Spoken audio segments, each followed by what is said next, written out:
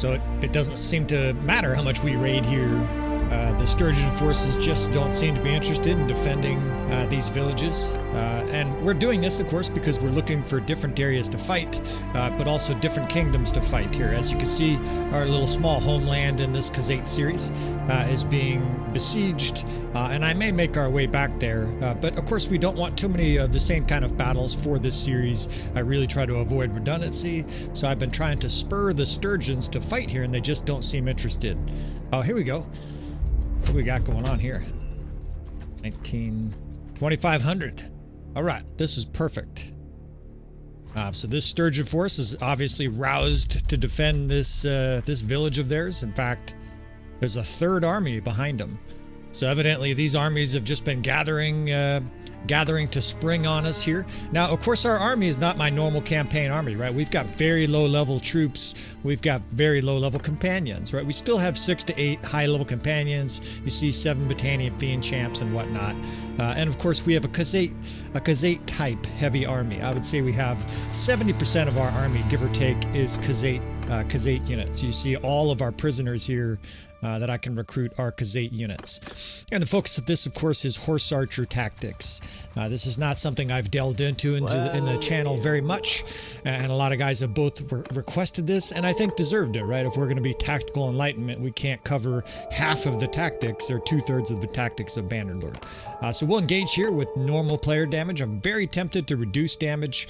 But we're going to try to play this battle against 2,500 Sturgians with just normal player damage. Now, fortunately, you know, if you bob and weave on your horse, you stand a decent chance of surviving a battle like this. Now,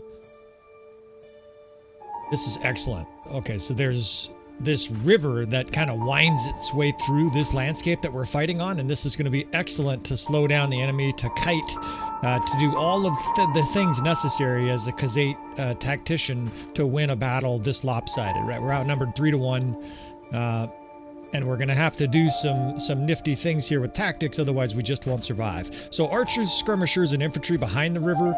We will put cav lines in front of the river.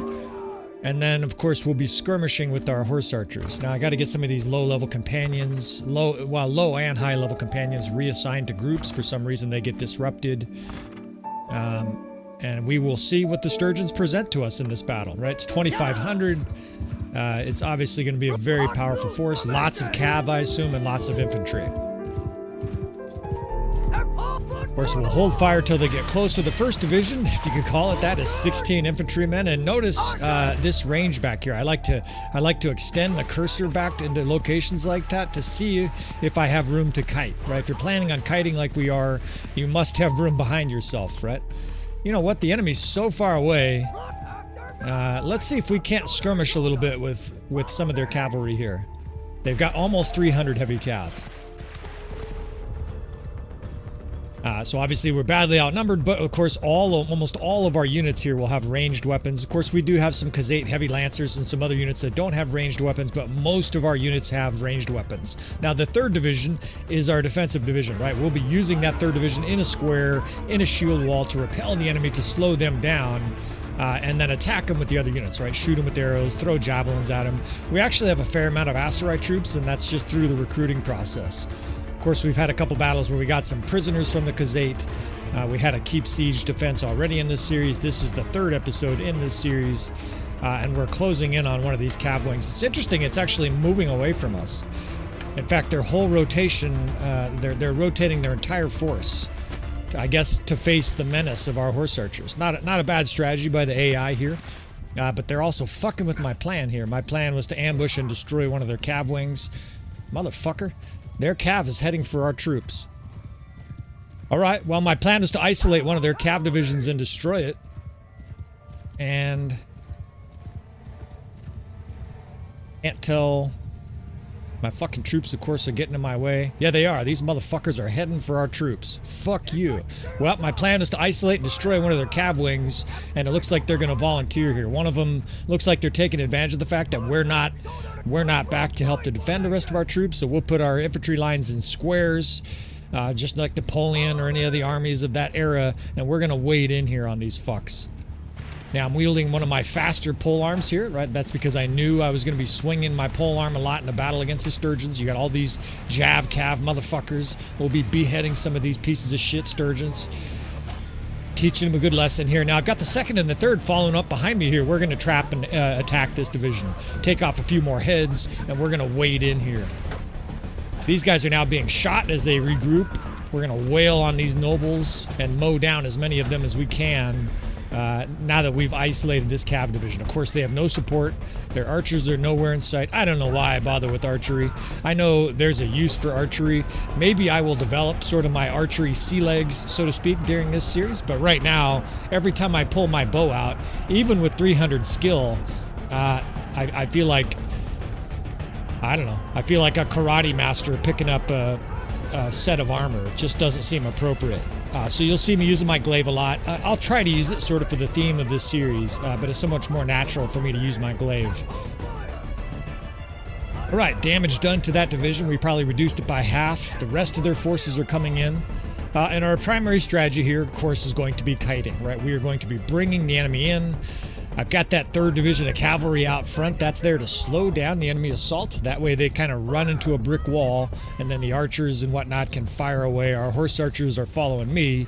We'll make little progressive, occasional hit and run attacks like this, and then we will beat feet, right? We don't want our horse archers in here swinging it out with their heavy cav, quite frankly, because at this stage I don't have that many cons guards. I think we have about 20 or 25 cons guards in our army.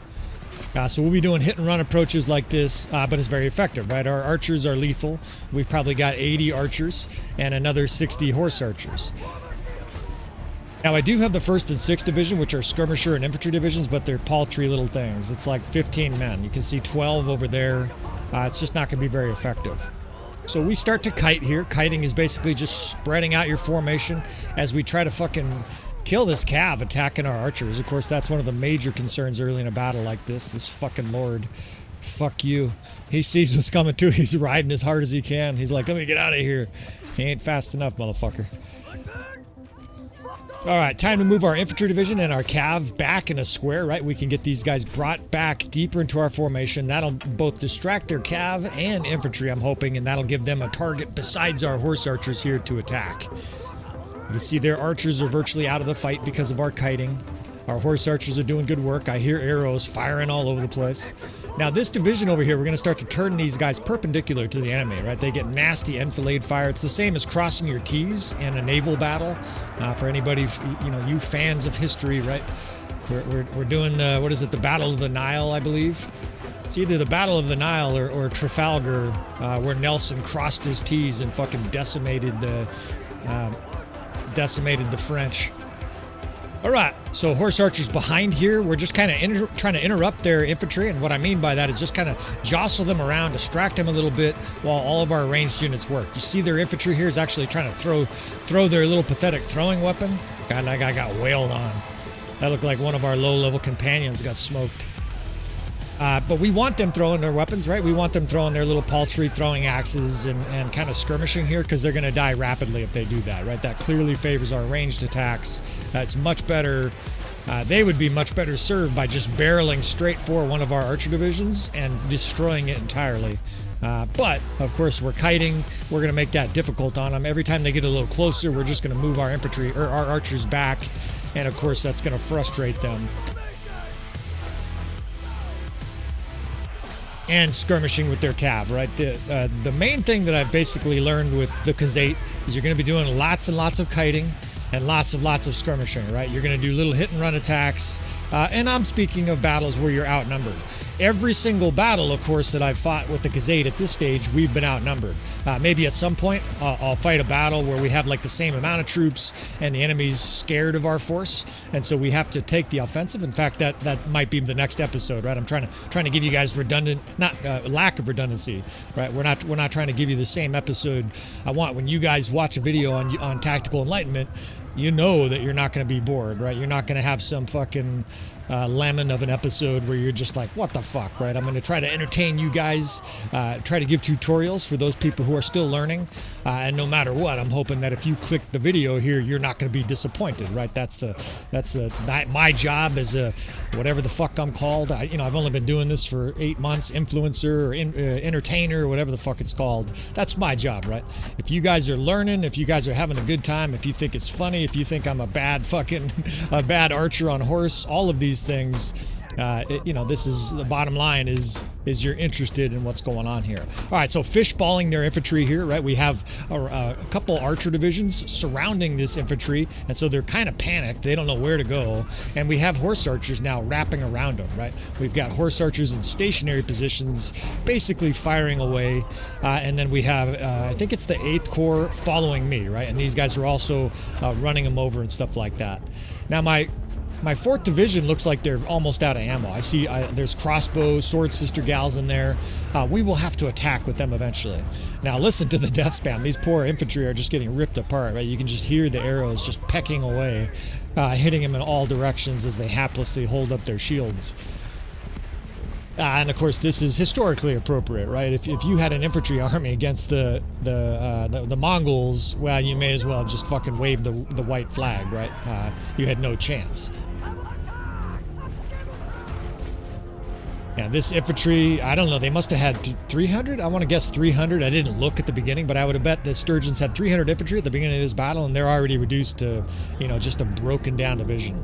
Now these guys I'm going to start pulling back because the rest of the enemy force is heading our direction, and we're kind of reduced in strength. Primarily we're reduced because of our ammo. Look at our ammo, the 4th and 5th divisions. Look how low those guys are archers. The 5th is almost out. The 4th archers are low.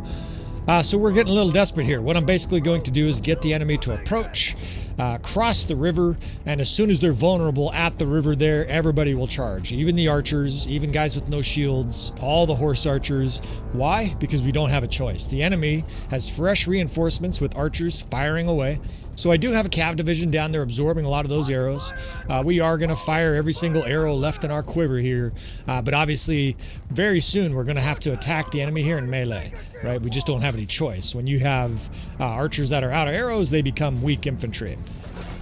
We can push back some of their cav wings. I'm not actually concerned about their cav wings because they're attacking us. What I'm concerned about is their archers. Even though they're Sturgian and they typically don't have a lot of archers, they have way more archers with arrows than we do at this stage. And that's obviously a problem for our divisions, especially these archers.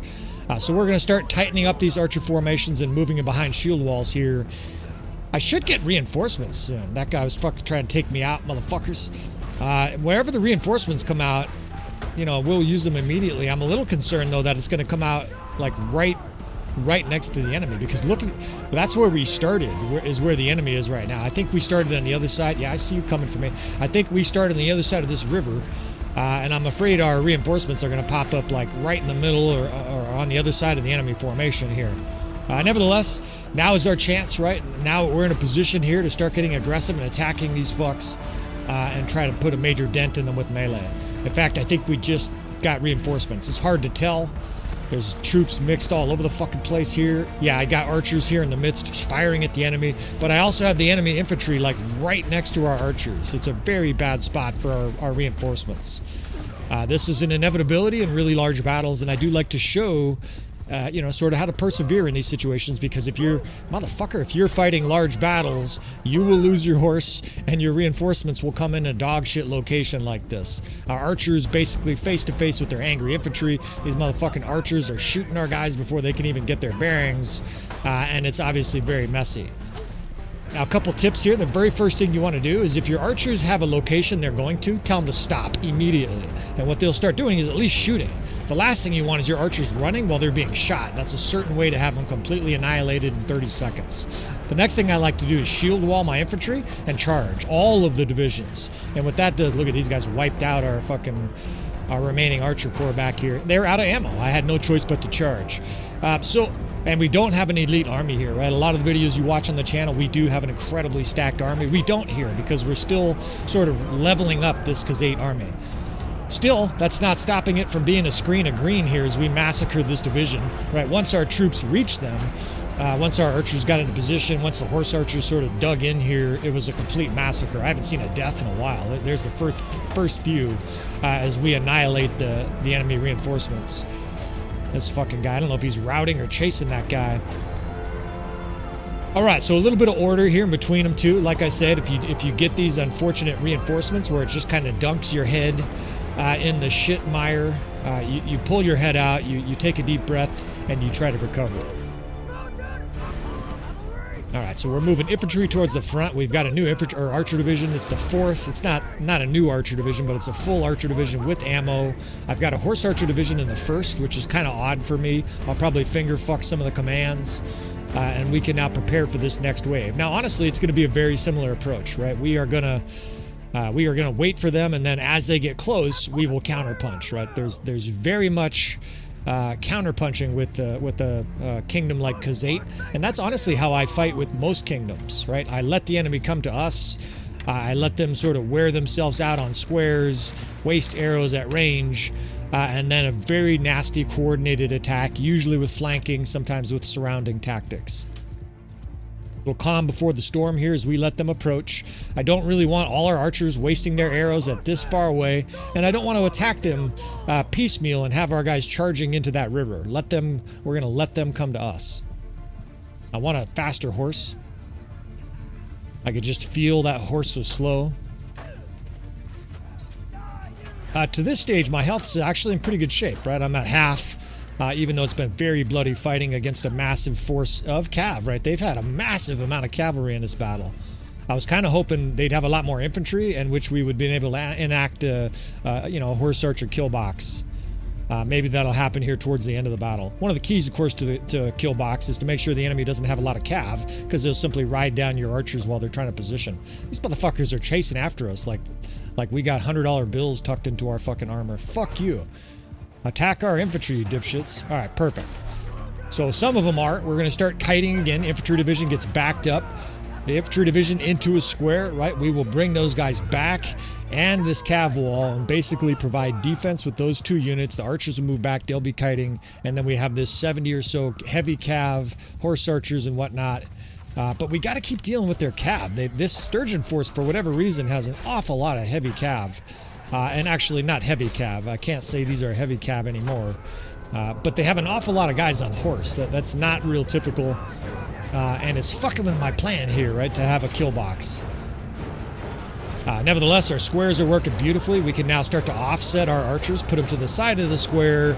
We will wrap around the other 2 sides with horse archers. Now, I don't like to go behind the enemy very much in situations like this, because look where the enemy archers are, right? They're behind us. They're in front of us. I like to drive right through these vulnerable archers and stay away from their other archers. One of the biggest keys with archers is either attack them aggressively, like in their face with cav and infantry and whatnot, or stay way the fuck away from them. It actually reminds me of a famous quote. I think it's Marcus Aurelius. It's some philosopher from the Roman Greek era, and his philosophy comment on war was, and of course he's speaking to the politics of it all. You should either treat your enemy extremely well, right, with mercy and benevolence and magnanimity, all these complicated words that basically mean be nice to your enemy, or you should destroy them to the last man. And basically what he's intimating, his corollary is that if you leave your enemy angry and damaged, you're setting up just decades, if not century, of hatred, division, and all kinds of problems.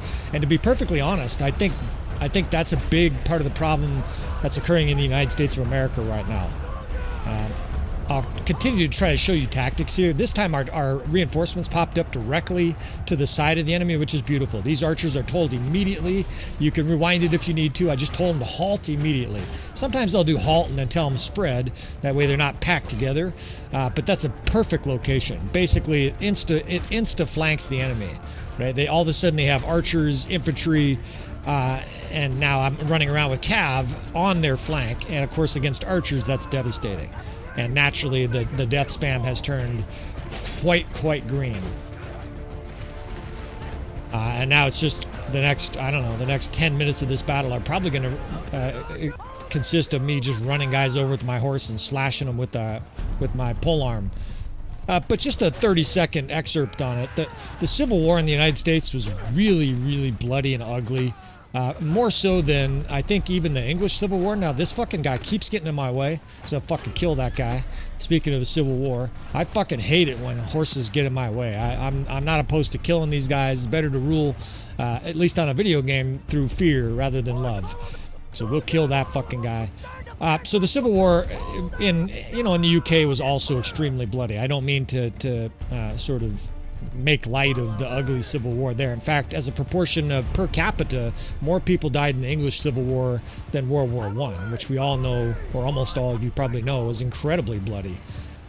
So anyway, so the American Civil War was a different kind of bloody. And part of the reason it was so bloody is that the sides vehemently, and I mean really badly, disagreed about the function of government and essentially the state's right to have slaves. And of course, I'm not going to get deep into those weeds.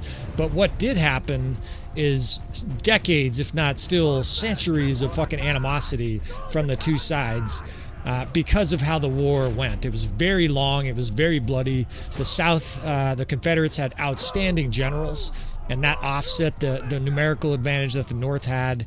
It wasn't until General Grant, Ulysses S. Grant, had a huge force that they were able to sort of run roughshod over the undermanned South. But during that process, General Sherman and other Union generals were just absolutely savage to the South. Part of it was, ironically, was out of mercy.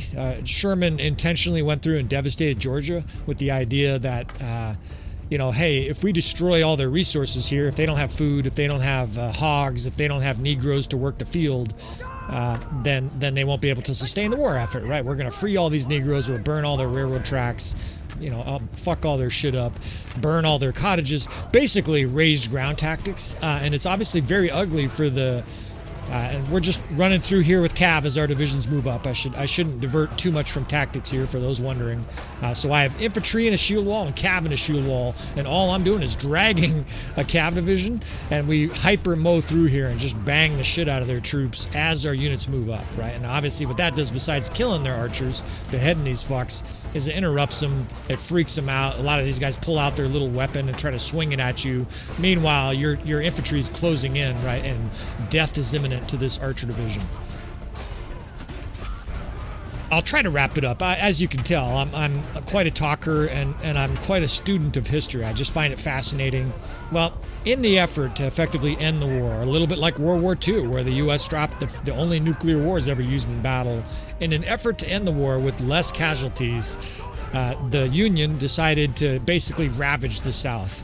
Well, the South didn't see this as, understandably, didn't see this as mercy or like, a good idea. This is a great way to end the war. What they saw, it was absolute barbarism, right? They saw the North freeing slaves, inciting slave insurrections, killing fucking Southerners, raiding their peasant villages, raiding their innocent civilian villages, burning all their crops. They saw it as the absolute epitome of barbarism.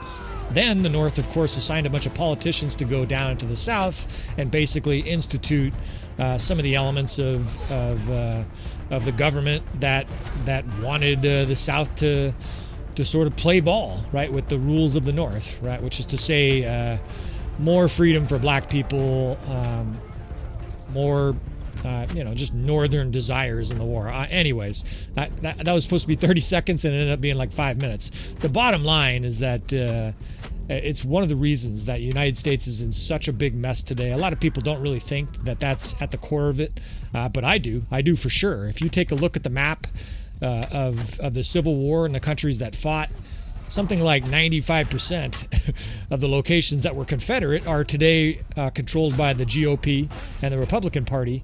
And I'm not saying that the Republican Party wants slaves or is racist, but these animosities have just amalgamated and mutated into different forms. Right now, it has to do with things like abortion and the federal government telling states, what they can and can't do in school and stuff like that. And these long unhealed scars, very much like the situation with Gaza and Israel, have no end in sight, right? The United States is basically irreconciled with these two fairly radical positions. And I say radical I mean both the left, so to speak, and the right, and I can speak about where these terms and all the political organization came from for people interested, but I've already kind of rambled on long enough. The bottom line, though, is that these two sides, so to speak, still don't like each other, right? Most of your anti-government, anti-vax, anti-tax base is still in the South. The same people, of course, who had the Whiskey Rebellion and told the aristocracy, fuck you, we're not going to pay extensive taxes just to drink our own whiskey. It's the same people who wanted slaves, etc. These feelings go back decades, and the United States is in a really bad way now. Just like the Sturgians here. I know I narrated like history for the last 4 or 5 minutes there. Some of you guys have expressed interest in more of sort of my political philosophy, more of my feelings about geopolitics, and I hope that there was enough tactical instruction in that episode. And here, to be perfectly honest, if there wasn't enough tactical instruction in that episode, feel free to watch any of the other 250 videos on the channel, right? I'm a prolific creator of content. I doubt there are many other YouTube channels producing almost daily content on Bannerlord, and a large amount of those are going to have very detailed tactical destruction here. So you see this Sturgian force is no more, and you know, I got this other force here, and I think in the name of non-brevity, right? I'm known for long episodes here on the channel. I think we're gonna upgrade some troops here and have another battle here. Fuck these Sturgians, right? These guys, we waited a long time to fight them, and now we're eager to fight them again. All right, so round 2 of this battle here, we'll take on this other Sturgian force. Looks like it's going to be 1,200 plus, unless these other armies also enter battle. And of course, now we're really banged up, right? Most of our companions, even though that was a very successful battle, a lot of our guys are badly injured. A lot of our units are injured, right? We have 281 wounded. Damn, she's fine. Whoever this gal is, Holojin. I think I'll get her number here after we dismount her from her horse. Anyways, I digress. We will do, of course, normal player damage for the second battle here in this second fight against the Sturgians. Now, of course, I would say Sturgians are custom made for destruction by the Khuzait, which is sort of curious because, of course, the developers put them right there on the map next to each other. It's not to say, of course, that Sturgians can't beat the Khuzait, but very strong horse archer tactics combined with kiting would make a nightmare for a Sturgian force of heavy infantry. Now we're going to use, it looks like virtually the same spot on the map, and so we're going to fight probably with a little different tactics here, but in the same portion of the map, and using this same slowed effect of the water, right? Anytime you could slow your opponent down, be it marsh, be it mud, right? The Battle of Agincourt, any way you can slow down your opponent in battle is almost always going to help you. Gives you more time to make decisions. It gives your units more time to maneuver. Snow, mud, traps, whatever it is, right? Any of the medieval battles you can think of. Now we got a beautiful sunset here. This has been such a long dual battle here. I love these double battles. In fact, I have a whole series that is either going to be coming out by the time that this episode is released or already in the process of being released, of marathon sessions where our army fights multiple battles over several days. Now look at how many infantry they have. They have a massive amount of infantry in this second battle, and we like that. We like that very much, right? That means serious opportunity for a kill box here, serious opportunity for a kiting kill box. This has all the makings of a massacre. Even though we're beat up, even though we're injured, obviously if the enemy can't even touch your units, none of that matters at all, right? 10% on a companion, he gets a nice full couple bags of quivers, and you unleash hell. Now, I've been introducing this mod kind of slowly through the episodes, but we have our fire arrow mod loaded for this battle, so it should be especially beautiful, this destruction here, right? In this case, video games, death is beautiful. I'm a firefighter. Unfortunately, I've experienced a large number of deaths, and I can tell you it's rarely beautiful in real life, so we will enjoy our video games here, right? We will shoot down Halgard of the company with our fire arrow here, enjoy this sunset. It's kind of interesting. It's not quite nighttime, but we still have fire arrows here and enjoy a destruction of the Sturgians. Now I'm heaping a lot of pressure on myself here, sort of absent-mindedly. We better win now after all that shit. Of course, we do show losses on the channel. Sometimes I'll talk like this very vociferously about victory, and then we lose, and I look like a big clown. You would think I would have learned by now, but here we go. All right, so the Sturgians are coming in. What I'm going to be doing, of course, is focused on their cav in the early stages, ignoring their archers, or if at maximum, I'll give them like a shield wall cavalry to shoot at. We'll try to distract them a little bit. And then, of course, kite and kill box here with their infantry. Kill box is where you surround the enemy. Much, much easier than any of the other factions with horse archers or jav cav. You know, I'll be doing some of these with Aserai eventually, but even more effective with horse archers because you don't even have to be close to the enemy. It's a little bit of a dance that obviously I haven't perfected, and what I mean is with Khuzait, I don't actually have a lot of experience with Khuzait. Anybody can watch me fire a bow and be like, what a clown, this guy has no idea what he's doing. I'm still getting my legs underneath me, so to speak, right? I'm still sort of figuring out the dance moves to this kind of battle, learning my spacing, my timing, all of these things. But hopefully we can start to give you guys some good demonstrations of some savage Khuzait tactics. Now we've opened fire because these insolent fucks are charging across the river at us. Our shield wall here is perfect, right? The enemy cav is just barreling into it, getting slowed down, and then getting shot in the back with flaming arrows, right? These guys almost, you know, made to order. These guys are skewered by our fire arrows. And of course, that's the entire reason that division is there. Now I'm going to start to spread out our horse archer divisions. It's the 7th and the 8th. We've got 2 archer divisions, the 4th and the 5th. And the infantry division, I'm basically just going to be dragging around so they don't get mauled by the enemy. Actually, the 1st and the 6th. We'll try to make sure they don't get annihilated. So sending horse archers off to the flank. The archer divisions are going to back up just like the first battle. We'll use these high walls here towards the back of the map. We're going to move the infantry back, and now we're going to start to pull cav around and start to work on their cav as the rest of our units kite. Right? We really can't do a kill box well when there's this many enemy cavalry in the way, and so we'll be prioritizing them early on. Of course, we're suffering losses here. The enemy cav is hitting our archers and stabbing our cav and stuff like that. Very difficult to fight a battle against this much cavalry in the open without losses. But I think once their cav is reduced, this is about to get nasty. It's going to be a flaming fucking disaster for their infantry. Even better, they're starting to form the customary normal fishball, right? They're terrified, and so they're starting to shield wall.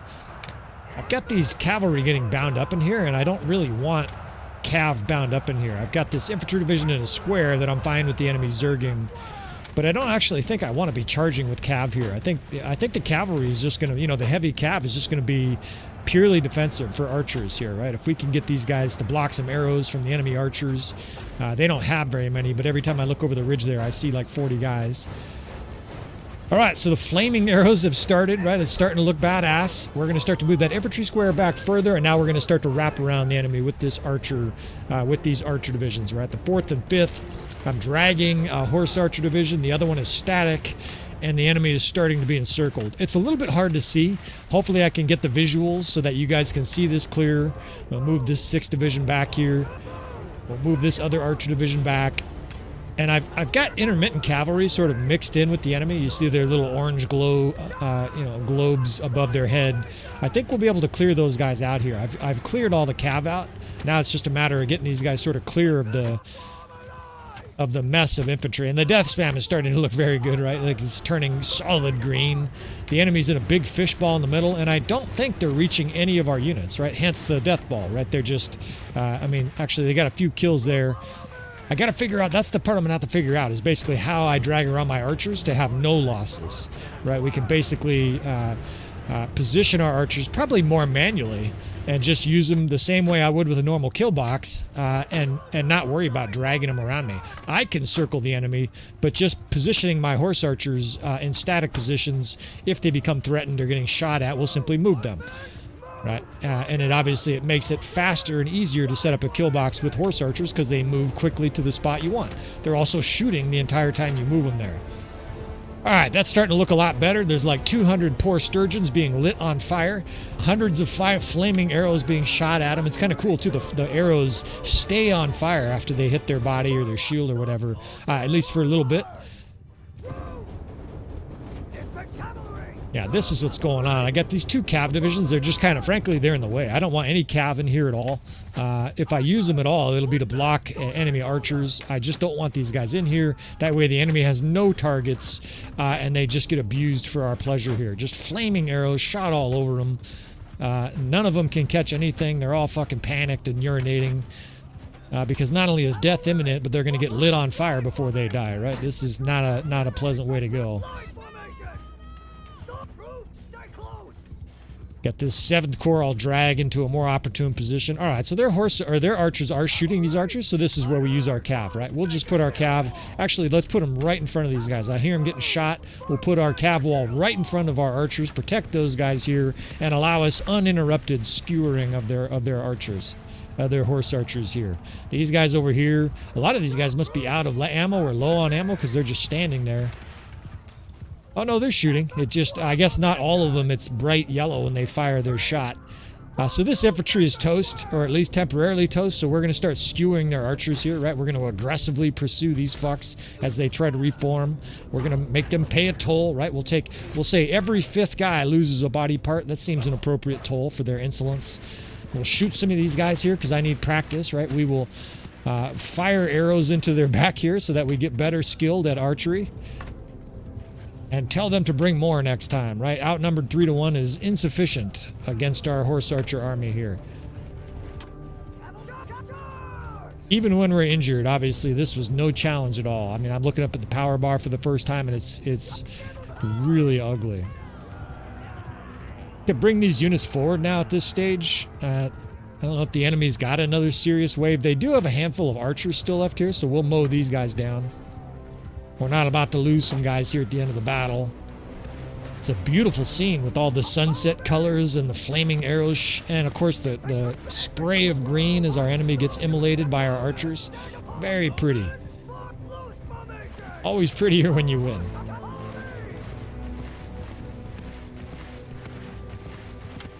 Got to get better at my archery fire here if I'm going to be a true Khanate, right? We're always going to be just a captain general or something like that until I can mow guys down at will with archery. We'll work on those skills. I might even have to adjust some perks, right? I have not typically specced out my perks for riding on horseback, so I probably have some inaccuracies just based on how this character is specced, right? He's specced to shoot archers as an archer on the ground in siege defense, etc. All right, another big wave here of the enemy. Another hapless wave of 243 soon-to-be dead Sturgians. We will start to circle these fucks here. Actually, I think we'll let them get a little closer. We can hold fire here for a little bit. These 2 or 3 cav here, these guys can get crushed. And we'll let them get a little closer to our death trap here before we unleash hell. Sturgians really are in a bad position if they don't have cav against horse archers, because their archers are not special, and of course, even with their shields, right, they're still, when you're circled, and people suggest, well, the easy solution to horse archers simply to just form a square. No, that doesn't work. I mean, it works for a little bit, but if all of your infantry is just in a square and you're being shot at, try it. All your units eventually get killed. I mean, I guess if all of your units are veteran heavy spearmen, then maybe your losses won't be grievous, but horse archers, a lot of them have 2 quivers, right? Especially like if we're talking tier 5 versus tier 5 here, you have no chance. Eventually you're going to get shot in the foot, in the neck, in the arm, in the hand, places that don't have any shield, no armor, and you are a dead man. The reason that Genghis Khan and his fucking giant horse archer horde conquered half of Eurasia in like 50 years.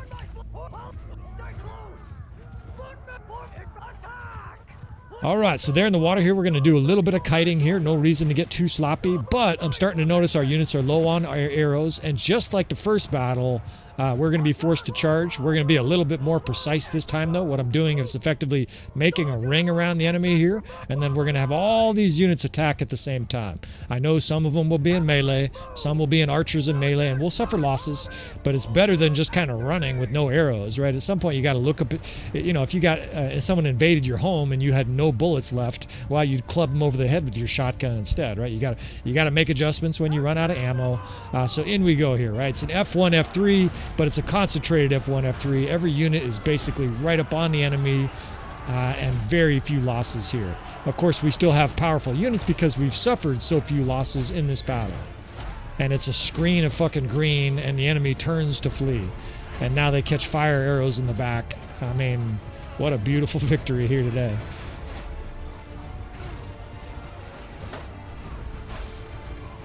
Now we got to deal with their archers yet, but that's not going to be much of a challenge. We can use this little ridge to approach, come roaring over it with cav, with horse archers. Infantry and archers will be roaring up behind these guys, and it's going to be fucking good night, Sturgian. While I'm skewering these guys, I see fire arrows rocketing in behind me. It's a fucking beautiful mod. I can't believe I waited almost a year to load this thing, but here we go. You know, I'm not going to have it every battle. In fact, for my campaign, I may disable some of these really, really fancy mods for a number of different reasons. Partly for just congruity, so like the campaign doesn't feel totally different. I'm certainly not going to be adding RBM in the middle of my campaign. At least, you know, not for most battles. I know I've done it a few battles. The enemy is not fleeing? No, they're fleeing. This battle's over. They're heading for the exits here. We're going to carve a few of these guys down here to finish this episode. We're making hay quick here as a Khuzait. And of course, you know, some people have told me, look at, I'm flaming for a second. You know, I'm fairly natural with how I play tactics to adopt to Khuzait, right? It's a kiting process. It's a kill box process. It's the use of mobile archers, really. Mobile archers combined with heavy cav. So far so good, right? We've got our fast polearm here. Our 330 polearm skill basically means that we're already, you know, as strong as any Khanate in the last couple centuries. And now it's just a matter of getting these tactics to a high enough level that I feel comfortable with showing you fellas all that I can share. Another just that disastrous loss for them, right? We killed one of their lords, 56 casualties here, and they suffered 1,000. So we like those numbers, especially when we're outnumbered 3-1. Zuvan's getting better at archery, right? That'll probably help his accuracy. The Khans guards did good work. Of course, the master archers and the marksmen did good work. And victory is ours, right? This guy took the words out of my mouth. This guy holding up his it looks like those little sparklers that kids carry like on the 4th of July. It's an American tradition to blow up our hands and light our neighbors on fire. 4th of July, I call it National Irresponsibility Day. But it does remind me of those sparklers that I waved around when I was 8 years old. Those little flaming arrows. Very cool mod. If you haven't checked it out yet, you need to go get it. I apologize to those guys watching this on a console and you can't get mods. I'm not trying to rub it in on you guys. I'm trying to cater to all folks here, including those who can get mods, and it's a really nice mod. All right, we will wrap this episode up here. We get some probably worthless loot here. Yeah, a whole bunch of junk. We'll just take the troop experience. In fact, we don't need any loot. This will be nice to level up some more of our guys. I don't know if I'll play this out to the point where we have like 500 cons guards. It'll get really boring at that stage. Kind of nice to have a diversity of units at this stage, and also not to have an overwhelming army. I mean, we don't even have a maxed out army, and we just absolutely obliterated, what was that, almost 4,000 Sturgians between those two battles. So cruising right along here on this series, if you want to see a specific battle of Khuzait against somebody, specific kingdom or a certain scenario that you either had a hard time with or you're just curious what I would do with, all you got to do, fellas, is put it in the comments, right? I may not get to it right away. I've got a backlog of videos, honestly, at this stage. Like I'm only going to release so much content because over the summer, of course, we do a lot more outdoors. So again, please subscribe if you want to see more of this. If you want to see something specific, let me know. Please hit that like button. If you do nothing else, hit that like button. It takes you a quarter second. Leave comments if you're interested. And with all that said, friends, I will see you guys next time.